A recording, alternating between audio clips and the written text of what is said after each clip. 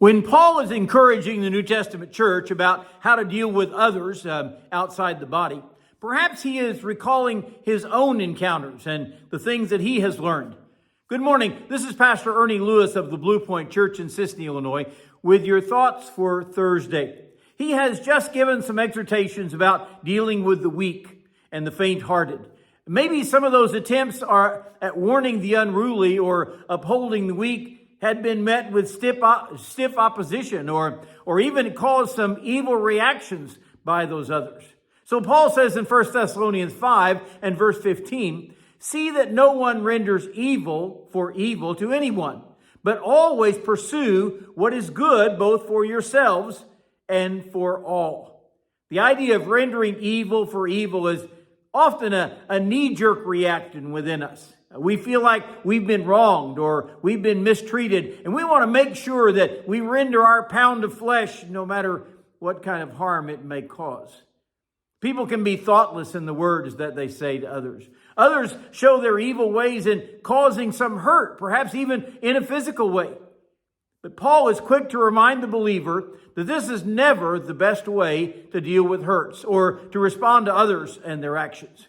We can use Jesus as our example in the Bible, who says in 1 Peter chapter 2 and verse 22, "Who when he was reviled did not revile in return. When he suffered, he did not threaten, but he committed himself to him who judges righteously." Jesus realized he would suffer persecution when he came to this earth as God in the flesh. Yet he had the determination to not react in some sort of negative way. Oh, we know that he could have brought real pain on those who mistreated him.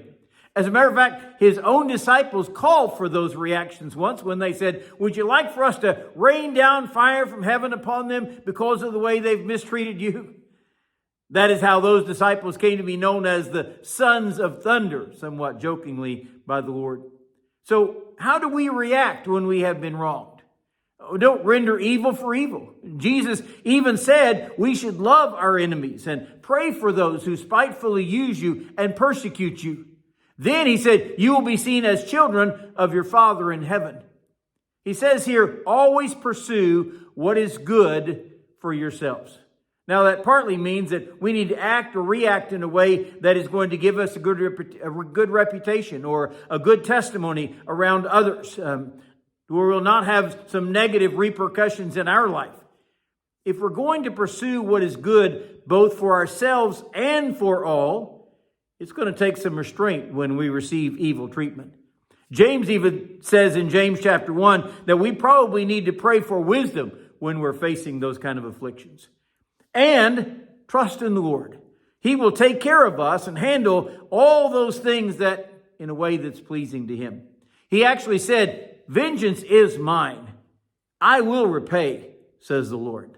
So let's leave all those things up to him and treat each other with the kind of peace and the kind of goodwill that the Lord wants us to.